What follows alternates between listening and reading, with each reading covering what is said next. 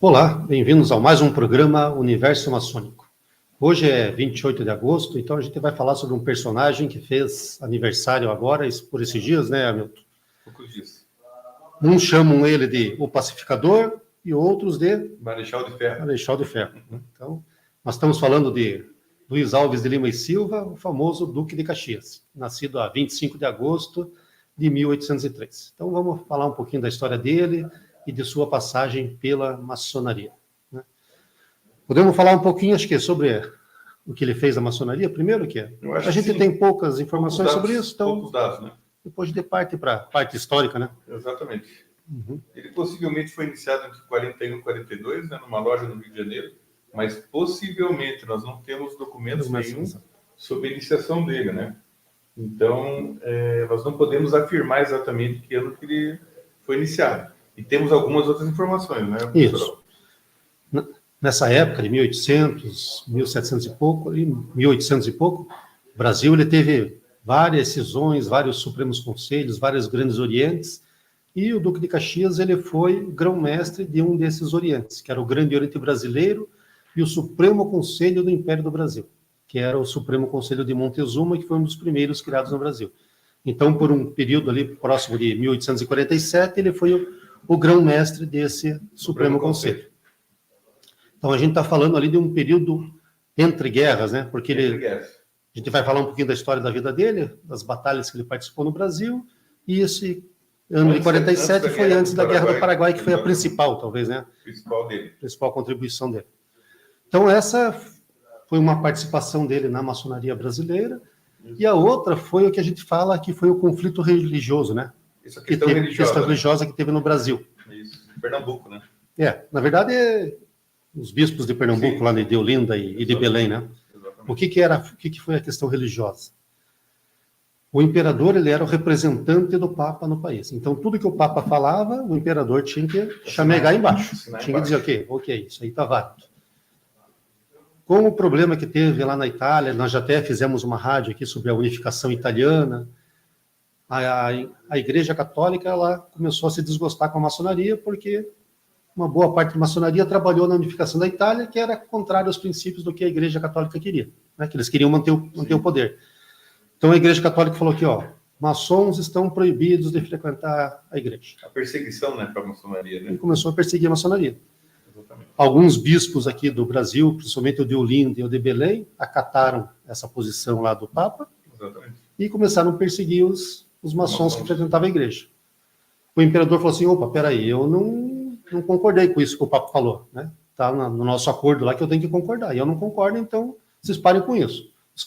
Os dois bispos continuaram perseguindo os maçons. Então o imperador foi lá e mandou prender os dois. Isso no segundo reinado, né?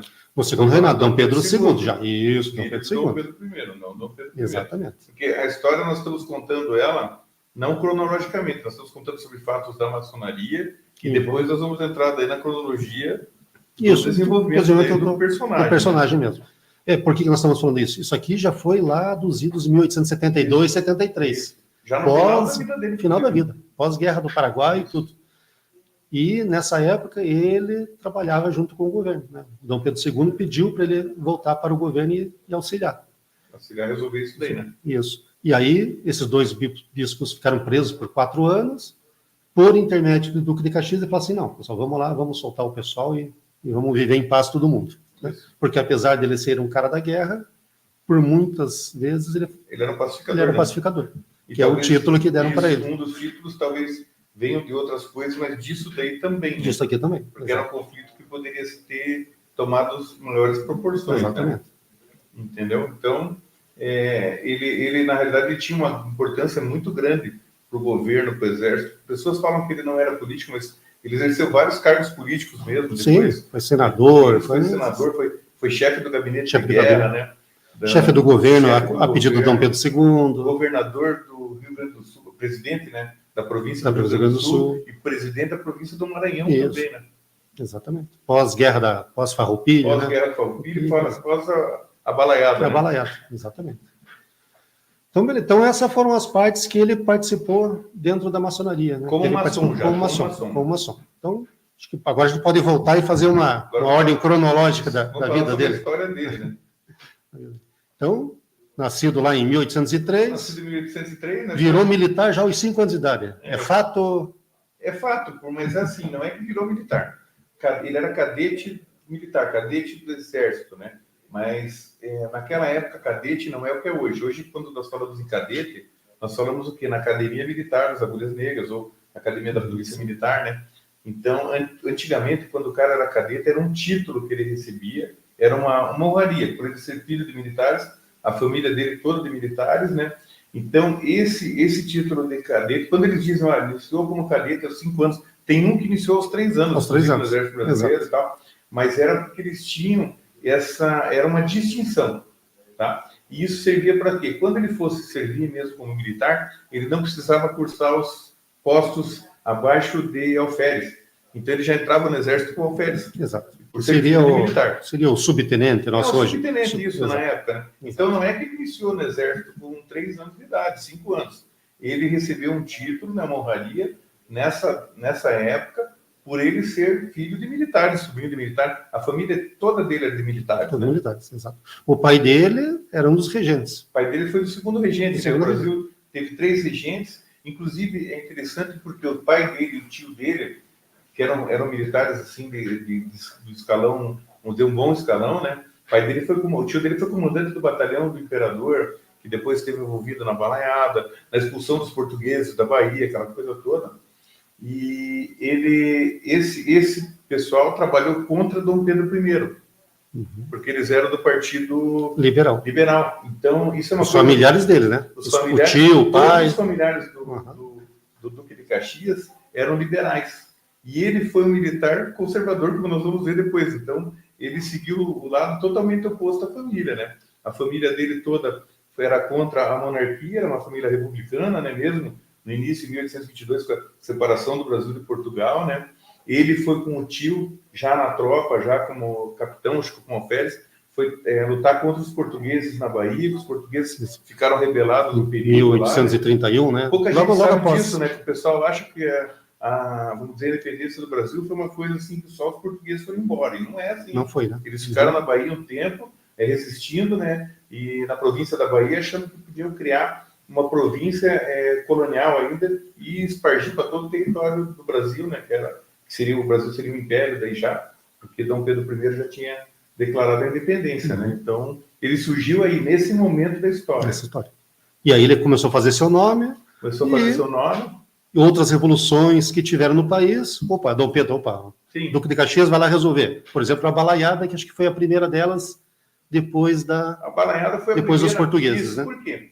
E a balaiada tem uma questão importante, que o nome dele, a primeira patente dele, né? Sim, veio Caxias, da balaiada. Porque ele pôde escolher, aí já era Dom Pedro II, já era Dom Pedro II, e ele pôde escolher qual que era o nome que ele queria. E ele resolveu ser Caxias, que era a cidade sede, onde era a balaiada, né? O capital da balaiada, né? Dos revoltosos, exato. E ele pediu para ser assim, para ele não ser, talvez para não ser esquecido o que ele tinha sido feito, que ali ele começou a se formar como militar competente. Depois teve as revoltas nas cidades do Rio de Janeiro, São Paulo, que ele também ali teve um destaque, e ali talvez ele tenha aprendido a lidar com o público, né? Porque com o público que eu digo, com os militares, porque as revoltas eram populares.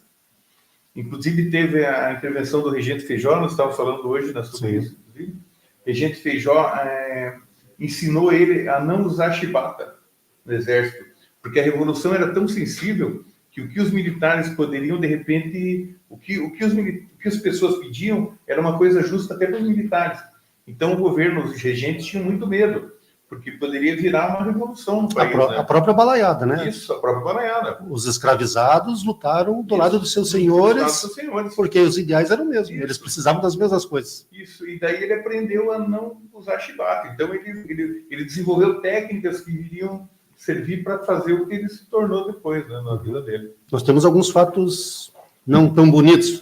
Vamos deixar para o final? Vamos deixar para o final. Então, vamos prosseguir. Balaiada, então, como o Hamilton falou, a cidade lá de Caxias era onde eles faziam os balaios para transportar o que era produzido, por isso que o nome levou Balaiada. Isso. E o Caxias era a cidade e ele pediu para ser lembrado em nome daquela cidade. Então, terminando a revolta, ele recebe o título de Barão de Caxias. Barão de Caxias. A Balaiada, ela teve um grande ganho, que foi a lei dos prefeitos, né? Que essa era uma das brigas deles para acabar com isso, né? A lei dos prefeitos. Para acabar com a lei dos prefeitos. E eles conseguiram isso, quer dizer, foi feito um grande acordo, né? Para acabar com a guerra, porque não foi uma revolta. Eu acho que hoje eu estava até, quando nós estávamos preparando o programa hoje, eu estava vendo escritos de uma historiadora e ela falou uma coisa muito interessante. Ela disse que essa questão da revolta, ela minimiza o evento. Mas foi uma guerra civil. Essas daí eram guerras civis que aconteceram dentro do Brasil, várias delas, em vários períodos diferentes. Então, quando você fala revolta, parece que é um bando de bandidos fazendo as coisas, né? E não era uma guerra que eles lutavam por direitos. Eles estavam tentando lutar por direitos, né? As pessoas quase não tinham direitos naquela época, né? Então, na verdade, todas as revoluções que nós vamos falar eram revoluções. Exato. Não era porque não era briga por pessoas queriam não era briga por território, era briga por justiça, por direitos. Exatamente. Então, terminando a balaiada, ele recebe o título de Barão de Caxias e já é promovido a brigadeiro. Isso, em 1840, né? 840, 41 ali. Isso. Ainda talvez não fosse maçom, ele virou maçom logo em seguida. Logo em seguida, né? Do que nós falamos e depois que ele vai participar. Pode ser que não, pode ser que ele tenha sido iniciado antes, nós não podemos afirmar. Mas carecemos de fontes, né? Exato. Depois da balaiada teve a Revolta dos Liberais, lá em São Paulo. É isso daí que nós falamos, Rio de Janeiro. Que eram nas ruas das cidades, não era? Exato. Era nas grandes cidades, não era um evento no interior só, era um evento que acontecia dentro das cidades. E essas revoltas, elas começaram com o Padre Feijó, era um grande líder dessas revoltas. Isso mesmo. Que foi um dos regentes. Isso. E foi o terceiro regente, né? Foi o terceiro regente, o regente Feijó. E, mais posteriormente, a Farroupilha. Farroupilha, né? Já falamos aqui brevemente também, quando a gente falou da Itália, né? Falamos sobre Giuseppe Garibaldi, a participação dele aqui, Bento Gonçalves, todo esse pessoal que... E a mesma coisa, né? Eles lutavam por um país livre, direitos iguais. Depois que vão querer fazer a separação. Opa, não dá certo, então vamos fazer a República do Piratini. No início talvez não fosse isso, talvez fosse uma questão regional de tudo, né? E depois falou-se separação, como em Confidência, né? A mesma coisa, Confidência também era separação. Era separação de Minas, exato. Lutavam só, na Confidência acho que era pior ainda, porque eles lutavam só por eles. Eles só lutavam por eles. Talvez no Rio de Janeiro para ter acesso ao mar só. Eles não pensavam em mais nada, não. E já viu uma guerra parecida lá na Sérvia, né? Só para conseguir acesso ao mar, mas tudo bem. Claro. Vamos falar sobre ela daqui a pouco também, né? Podemos falar. O que aconteceu ali? Até teve um que nós falamos hoje, que é o Marquês do Herval. Marquês do Herval. Ele lutou na guerra da Farroupilha pelo lado da Farroupilha, no começo. Isso mesmo. Porque os ideais eram bons, então ele acreditava naquilo. Isso. E quem trouxe o Marquês do Herval para o lado do governo foi o Caxias. O Duque de Caxias. Eles eram amigos, né? E é interessante porque foi o Marquês do Herval que foi o primeiro representante do Exército Brasileiro. Primeiro patrono, né? E depois houve uma mudança. Falamos sobre isso no finalzinho também. Mas o Marquês do Herval, também um grande militar. Isso tem uma grande história também. Uma grande história. E no começo, para vocês verem como a Revolução tinha um ponto de gestão, tinha um fundamento. Tinha um fundamento, né? O Marquês do Herval, ele só mudou de lado e voltou para o lado do Império quando quiseram separar o país. Ele falou, não é isso que eu prego aqui, não é isso que eu quero. Então, eu vou lutar pelo lado do Império para manter o país unido. A ideia não era a separação, né? Então, quando os caras falam que o Brasil sempre, né? Você ouve falar um monte de o Brasil sempre foi pacífico e tal. Não, né? O Brasil foi um país que sempre teve convulsão social e tal. Ele talvez não tenha tido isso daí depois dos anos 70, mas até os anos 60 nós tivemos sempre problema social aí. Social nós temos até hoje, né? Mas problema de convulsão social. Tem um escritor que fala bastante sobre o Duque de Caxias e fala sobre Dom Pedro II e o pessoal que quis tirar a monarquia do poder. Ali no final, já do reinado de Dom Pedro II. Ele fala assim, o pessoal que esteve ali, que queria tirar Dom Pedro II, é porque eles não viveram 40 anos para trás, quando o Império lutou para manter o país unido. Para manter o país unido. Ele só não conheceu essa necessidade. Isso é fácil de entender, professor Álvaro. O pessoal tem costume de falar assim, nós somos colonizados por portugueses. Veja só, o único país que manteve a coesão do território foi o Brasil. De todos os países da América do Sul foram colonizados por espanhóis. Como que são os países da América do Sul? Tudo pequenos países, entendeu? E o Brasil, se fosse colonizado assim, teria sido isso também. Porque eram divididos em famílias. de caças que vinham da Espanha. E o português, não, ele tinha uma questão de colonialismo, né, extrativismo, mas ele tinha uma questão de territorialidade. Então, você pode ver, o único país que se manteve coeso na América do Sul foi o Brasil, o único país. Então, o pessoal fala isso daí muito, mas eu concordo com isso daí. Eles não entenderam o que tinha acontecido para se manter o Império desde a proclamação da independência, né? Da independência, porque isso. quando com Gonçalves Ledo, José Bonifácio, a briga entre os dois lá. Os portugueses não queriam ir embora também, eles não queriam entregar o país. Porque houve o pessoal é muito romantizado isso daí, né? Não, porque Dom Pedro estava com dor de barriga, eles falam isso daí mesmo. Estava com dor de barriga, proclamou a independência e não aconteceu nada, não. Aconteceu uma guerra lá na Bahia enorme, as tropas ficaram na região do litoral, em Salvador, e eles queriam criar uma província, um reino em Salvador, um reino da Bahia. E daí esparramar o Brasil inteiro. A ideia era essa deles. Eles não quiseram entregar assim. Não foi É que a guerra não chegou no Rio de Janeiro, mas poderia ter chegado. Não tinha tropa suficiente para isso? Talvez não tinha ocupação, eles estavam aqui com 2, 3 mil homens, sei lá. Entendeu? Mas se não tivesse acontecido a Revolução do Porto lá, que aconteceu no mesmo tempo, tanto que Dom Pedro I voltou para lá, porque o irmão dele estava tentando tomar o poder, tinha aquela questão da família Bragança e tal, né? Se não tivesse acontecido isso, poderia ter sido outra história. Então, o pessoal fala muito sobre isso, mas carece de estudar mais sobre a história, entender melhor a história do Brasil. Né? Foi um momento necessário, né? Para manter unido. Você vê, logo depois vai surgir a Guerra do Prata, você está falando da divisão dos países, isso, né? Teve uma tentativa de união entre a Argentina, Chile e Uruguai, formaram ali um país tinha um nome, era sul-hispânico, uma coisa assim. Mas não funcionou. Não foi para frente. Não foi para frente. Porque não funciona isso. Não. O Império Espanhol, o Reino Espanhol da Espanha, era um outro sistema de colonização, enfim. Não era o que foi pregado no Brasil, um sistema que funcionou. Hoje, e isso, lamento ter pessoas ainda que falam isso, sabia? Dizem, porque os portugueses, nós seríamos outro país se fosse... Tivesse virado república já em 1822. Né? Os holandeses, pode ser que sim, pode ser que não. Os holandeses tiveram 2 momentos no Brasil. Tiveram em 1600 a primeira ocupação e depois em 1700. Uma eles ficaram 90 dias e a outra ficaram 2 anos, 1 ano e pouquinho, 2 anos. Então, tem 2 momentos na história aí que o pessoal não fala. Mas vamos voltar ao Duque de Caxias, não vamos falar sobre outras coisas aqui. Então, já que a gente estava falando da Guerra do Prata, da tentativa de unificação, ele participou também da Guerra do Prata. Quando termina a Guerra do Prata, lá em 1852, ele recebe o título de Marquês do Imperador. Isso. Então, de 5 títulos honoríficos, ele foi barão, pulou Visconde, Conde e Marquês. Conde e Marquês. Aí já foi para o Marquês. E depois, no final da Guerra do Paraguai, quando ele volta, que ele recebe o título de Duque. Isso, porque daí aconteceu o quê? O Solano Lopes invadiu, né, o Mato Grosso do Sul também, que o pessoal fala, não, porque os brasileiros foram lá e mataram os paraguaios. Não. Existe um movimento grande no Paraguai hoje, revisionista, mas não é verdade. Quem invadiu o Brasil foi o Solano Lopes. Sim. Prendeu um navio chamado Marquês de Olinda, no Rio da Prata, prendeu o navio, aprisionou o coronel, executou o coronel, e essa bandeira desse navio, Marquês de Olinda, vocês podem procurar na internet, foi usada como tapete no escritório dele em Assunção. Ele era um ditador maluco, entendeu? Não era bonzinho, não. Tanto que ele ficou anos... Né? Nunca foi eleito. Ele ficou anos se preparando para poder lutar contra Brasil, Uruguai e Argentina. O pessoal fala assim, não, porque ele foi eleito. Não, ele nunca foi eleito. Ele passava o poder de pai para filho, entendeu? E daí eles falam, os brasileiros mataram criança lá. Não.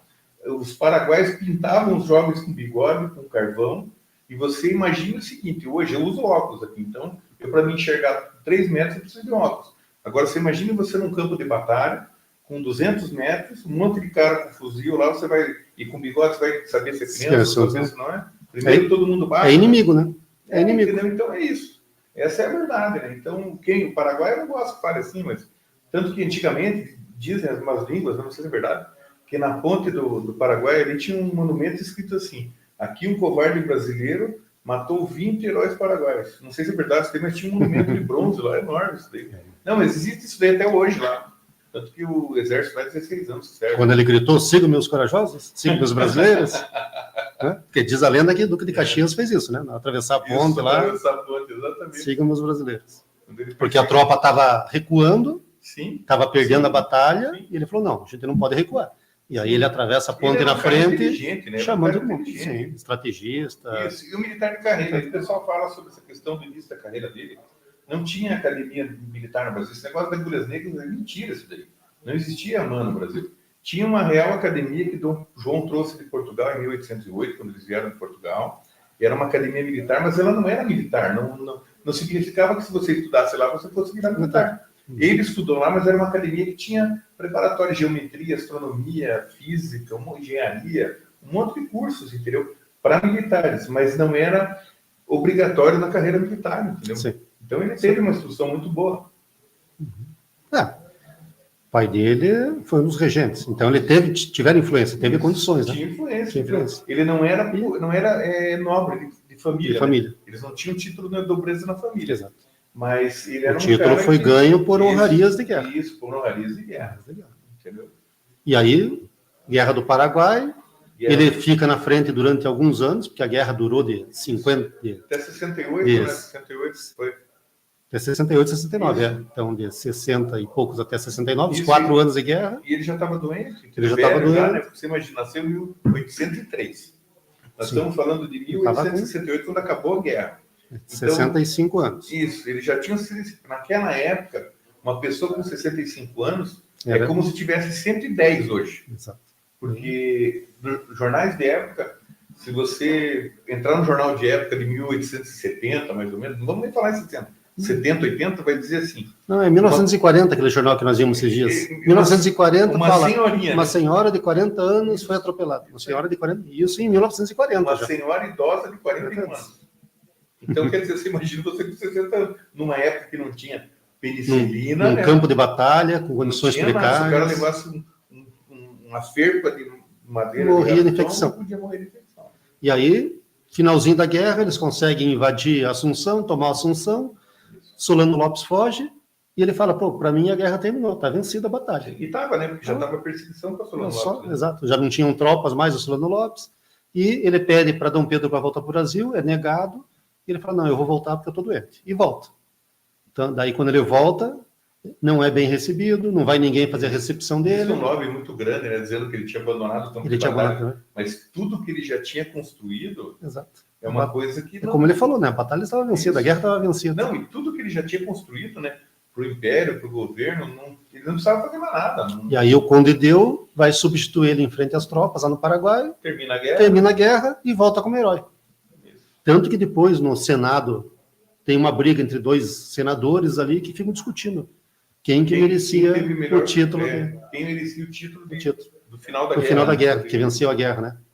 Isso. É que os caras publicam uma revista... É o Firmino e senador Zacarias de Góes. Né? Zacarias de Góes. O Góes é o mercado que tem aqui perto de casa. Esse mesmo. Mercado Góes. E é que é publicada uma notícia numa revista chamada Revista dos Dois Mundos, retratando o quão heróico foi o Conde Deu. E aí o senador Firmino ele fala, não, peraí, mas e o Duque de Caxias, tudo que ele fez por nós? E aí fica uma briga lá no Senado, os dois discutindo... Cada um mostrando seu ponto de vista. É claro que tinha interesse da família imperial mostrar o Conde Deu, porque ele era da família, ele era o sucessor, futuro sucessor do Império. O terceiro reinado, né? Ele era pensado nisso, no terceiro reinado, né? Então, ele seria o futuro sucessor. Talvez fosse ele assumir o governo e tal. Então, isso também foi um dos problemas que a imprensa usou para ajudar a fomentar a formação da República também, né? Porque era um estrangeiro, um francês né? Ia para cá e ia andar no Brasil. Sabe aquela conversa idiota, né? E hoje a gente tem um outro estrangeiro que manda no Brasil. E cada vez pior, né? É, cada vez pior. Mas fica essa briga entre o Firmino e o Zacarias. Não leva a nada. E o Conde Deu que você sai por herói de guerra. E foi um herói. O Conde Deu teve o momento dele. Eu acho que ele foi uma peça importante porque ele chegou no momento que o Duque de Caxias estava cansado, doente, né? Sim. E ele se retirou para a fazenda, foi morar na fazenda. Um outro general amigo dele lá faleceu no campo de batalha. Ele fala, tá vendo? Se eu não tivesse voltado, eu também teria falecido lá. Ele tinha noção. Ele era um cara muito experiente de combate, sabia como funcionava a guerra e E toda a questão ele, o Duque de Caxias foi o primeiro cara que usou espionagem, assim, talvez que usou em grande escala, espionagem, sabotagem, ele fazia suborno para as tropas inimigas, ele era um cara super versátil na guerra, não era um bobo, não. Né? Ele saiu porque realmente ele não tinha condição. Agora você imagina, você luta 3 ou 4 guerras, você ganha todas elas. Nessa última você também está ganhando. Você vai embora por quê? Você vai embora porque você não tem condição mais. Não tem condição de ficar, chegou claro. um ponto que o cara não tem sossego mais. E outra quer ir para casa, quer, né? E aquilo, né? Acredito realmente que ele estava doente, porque senão ele não iria abandonar. A guerra estava ganha, por que ele ia abandonar o... Ele ia ficar num lugarzinho sossegado, enquanto todo mundo se matava lá e perseguiu o Solonópolis até matar ele. Foi o que aconteceu. E foi o que aconteceu, exatamente. Então... Aí o herói foi quando deu, porque tinha 27 anos, tinha condições de correr atrás, de passar fome no campo de batalha, que são as coisas que o Zacarias fala no depoimento dele, né? Porque ele podia passar fome lá no campo de batalha, coisa que o Duque de Caxias não ia fazer naquele momento, porque ele não aguentava, mas e quantas vezes fez, muito pior, talvez, né, durante o decorrer da carreira dele, né? E daí tem a construção do mito, né, que agora nós vamos falar sobre isso. Só falamos bem até agora, né? E agora... Só falamos bem, né? Agora vamos falar um pouquinho... A gente tem por premissa aqui no programa falar a verdade, né, Ana? Isso, sempre é verdade. Desmistificar, então, todo e qualquer fato. Gostem ou não, né? Exato. Então a gente falou o que aconteceu, a história dele, todas as coisas boas que ele fez. Quando ele volta da Guerra do Paraguai, que nós falamos, apesar de não ter aquela recepção, depois Dom Pedro II reconhece ele. Sim, teve uma importância, em 69 ainda eleva ele a Duque, o único Duque, né, do Império. O único Duque do Império do Brasil. E Duque, normalmente, é um título... De campo, né? É um título dado a famílias da nobreza. Só nobres. E não a um plebeu qualquer, né? Exatamente. E ele recebeu esse título. É uma honraria muito grande para a época do Império. Nos títulos de nobreza, o Duque é aquele cara que é o amigo, o braço direito do imperador, do rei, que é aquele cara que ele pode confessar, né?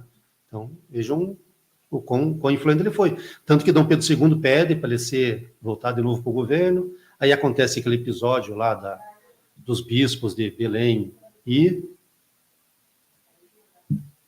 Olinda, né? É ele que intercede para liberar os bispos. O caso. Então, ele ficou mais alguns anos, depois realmente ele fala assim, ficou 2 ou 3 anos, se não me engano, e de novo ele pede para sair. Ele fala assim, eu não aguento mais, eu estou debilitado, cansado e quero sair.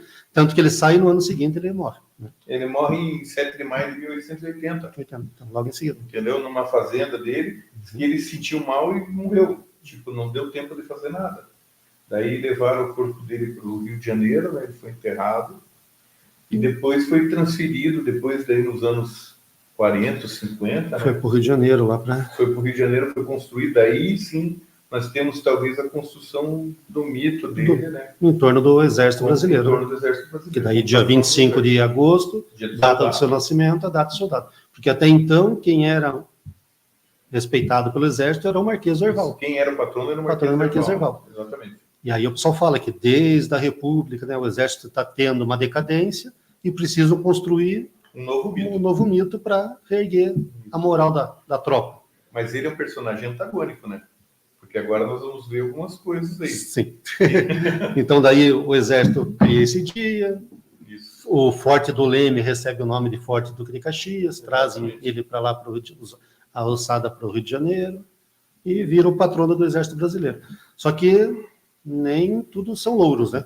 Nem tudo são louros. Eu acho que algumas coisas que ele fez, talvez em prol do Império, porque tinha que fazer, porque tinha que ganhar as guerras também, tem um lado dele como uma pessoa, um homem normal, né? Então, ele tem historiadores que falam que ele foi um genocida, matou mais de 10 mil pessoas, que ele... Lá na Balaiada. Só na Balaiada. Só na Balaiada. Daí, na Guerra do Paraguai, nós tivemos episódio dos porongos, né? Não, dos porongos foi na Farroupilha. Foi na Farroupilha. Os porongos tinha um grupo no Exército Brasileiro que se chamava Lanceiros Negros. Não era no Exército Brasileiro. Dos Farroupilhas. Dos Farroupilhas, Lanceiros Negros, que eram lanceiros, pessoas negras, tá? E o que aconteceu? Ele descobriu pelo adversário dele, que era o... Como é que era o nome, professor Álvaro? O adversário dele falou para ele onde esse pessoal estava acampado, sem arma, que era no Morro dos Porongos, uma região lá no Rio Grande do Sul, e eles... Massacre dos Porongos, o nome. Foi 1.700 lanceiros negros desarmados foram assassinados, provavelmente. Isso aconteceu entre 1864 e 1870. Então, é uma coisa muito séria, né?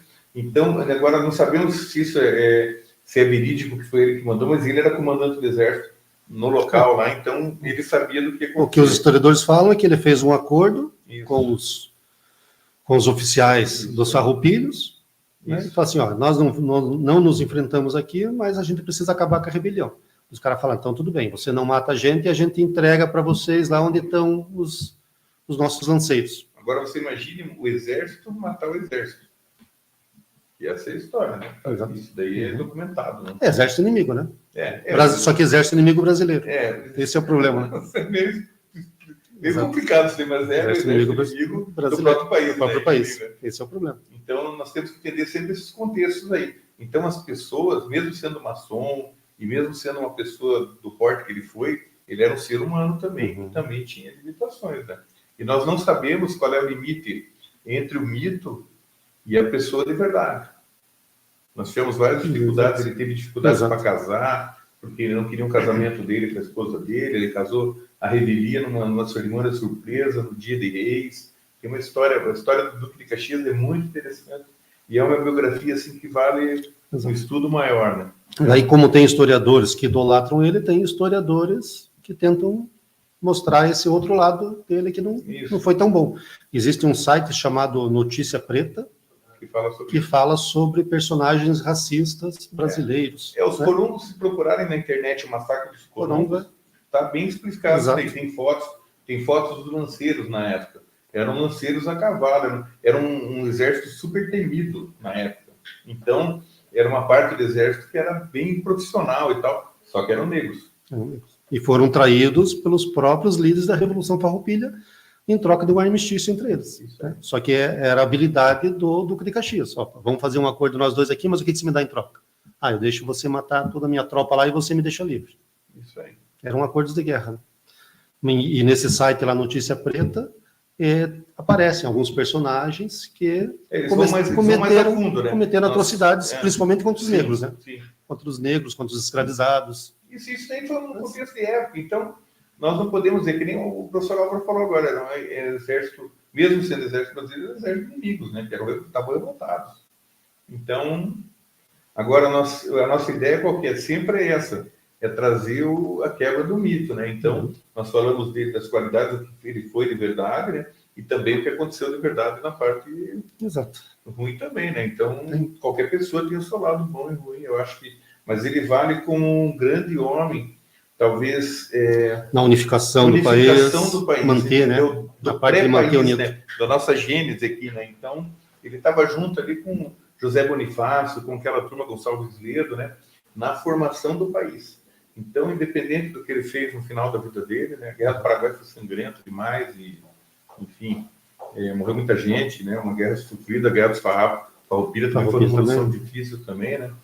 Então, foram épocas do Brasil, né? Foram épocas do Brasil. Veja, ele participou de todas as crises quase. Sim. Na época do Império, todas as crises. Sim. Todas as grandes crises ele participou. Porque antes de Dom Pedro I não teve crise. Isso. Quando Dom Pedro I... Quem pegou a encrenca foi o filho, foi Dom Pedro II. Ele, né? Foi ele, na realidade. Né? Exato. Porque tinha questão da maioridade do Dom Pedro II, né? Dom Pedro II não podia assumir. Daí ficou os regentes, teve 3 regentes, né? Primeira regência, segunda regência, terceira regência. O pai dele foi o segundo regente, então ali ele teve acesso a um monte de coisa, né? Mas ele marchou no batalhão do imperador, que era o batalhão comandado pelo tio dele. Que era liberal. E ele morreu como o maior militar conservador do Império. E depois virou líder do Exército Brasileiro na República, né? Isso. Patrono do Exército Brasileiro na República. O cara que era totalmente monarquista, né? Um general conservador. Tem coisa que nós não entendemos, mas... Até hoje nós não entendemos isso daí. E ele hoje é o patrono do Exército Brasileiro. Eu acredito que hoje, vamos dizer que nós tivéssemos uma máquina do tempo e trouxéssemos ele ia abominar todo mundo, porque ele ia dizer, mas cadê o imperador? Cadê a monarquia? Como que foi isso daí, né? Quem que derrubou a monarquia, né? Se ele soubesse, ele se virar no túmulo, né? Com certeza. Exato. Mas a ideia nossa é essa, né? Mostrar um pouco da história, trazer alguns fatos que normalmente é desconhecido por nós, a gente não vê nos livros de história, então trazer... Despertar curiosidade das pessoas. Mostrar os dois lados da história. mostrar a importância da pessoa que foi. Sim. Acredito muito nisso, né? A gente já brincou, falou sobre, quando falamos do Império no passado, na independência, né?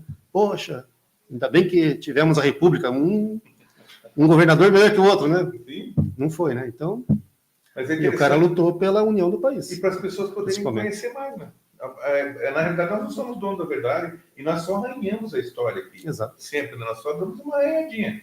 Agora tem que procurar e pesquisar, e vale a pena ler as biografias dele, que ele é um personagem muito interessante, né? Exatamente. Então, quem quiser, né, conhecer um pouquinho mais sobre o Luiz Alves de Lima e Silva, patrono do Exército Brasileiro, acho que a gente deu uma pitadinha ali pouquinha coisa, né? Para incentivar a pesquisa na história, né? É uma parte que eu gosto muito, a Milton também gosta muito dessa parte da história, então a gente sempre tenta trazer uma pitada para vocês. Espero que tenham gostado, né, Milton? Eu gostei. Sim, eu gostei também, estava ótimo, foi ótimo. Okay. Obrigado pela audiência, pessoal. Obrigado. Nos vemos no próximo programa.